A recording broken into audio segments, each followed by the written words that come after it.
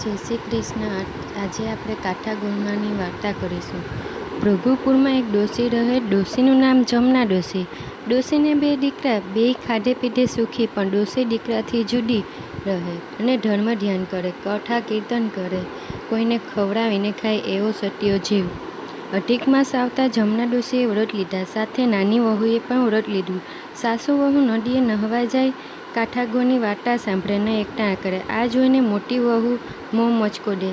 પૈસાદાર બાપની દીકરી એટલે લાડમાં છકી ગયેલી, ધર્મને ધોતી। જ્યારે નાની વહુ બિચારી ગરીબ ઘરની, નાનપણથી જ ધર્મના સંસ્કાર મળેલા, સાવ ભોળી, પારકાના દુઃખે દુઃખી થનારી। એને વિચાર આવે કે અધિક માસનું વ્રત જેઠાણી કરે તો એને ભગવાન ફળે।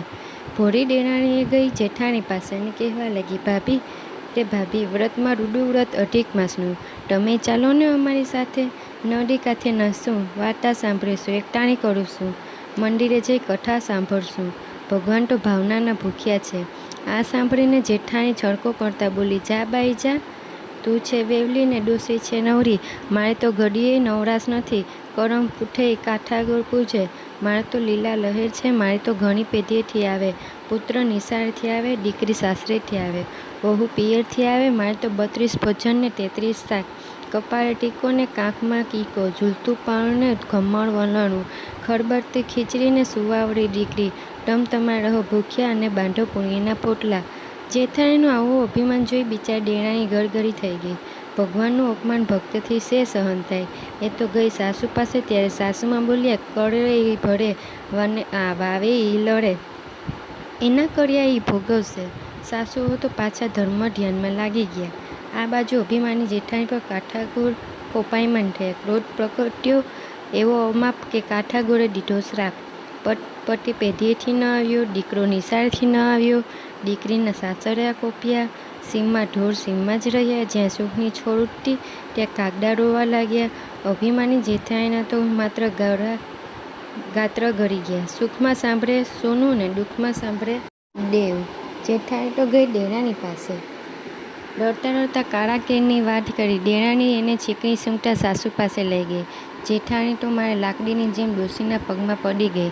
મારી કે મારી, મારે તો ઘણી ગયો ને દીકરો ગયો, ઢોર ગયા ને ઢાંકણ ગયા, સવડા નાખું તો અવળા પડે છે, મારે ચીંધો, તમે કહો એ માર્ગે હાલીશ। એટલે સાસુ બોલ્યા, વહુ રે વહુ, તે કાઠાગોરને ગાળું દીધી એનો આ પ્રતાપ છે। કાઠાગોર રીઝે તો રાજ દે અને ખીજાય તો ખેદાન મેદાન કરે।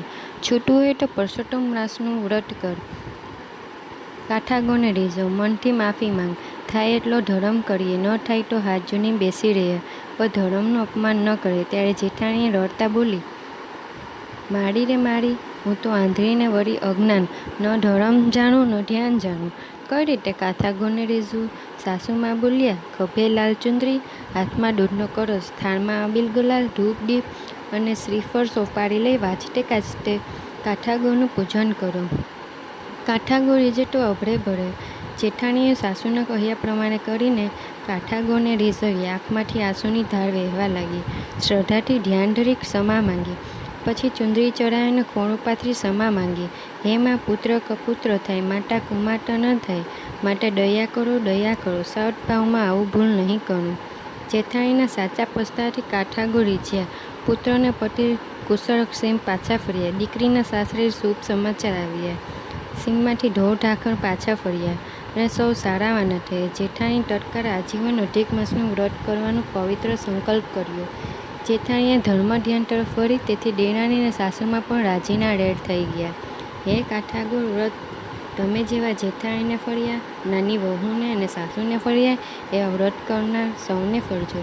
કાઠાગોરની કૃપા થકી સુખ સમૃદ્ધિ છલકાય,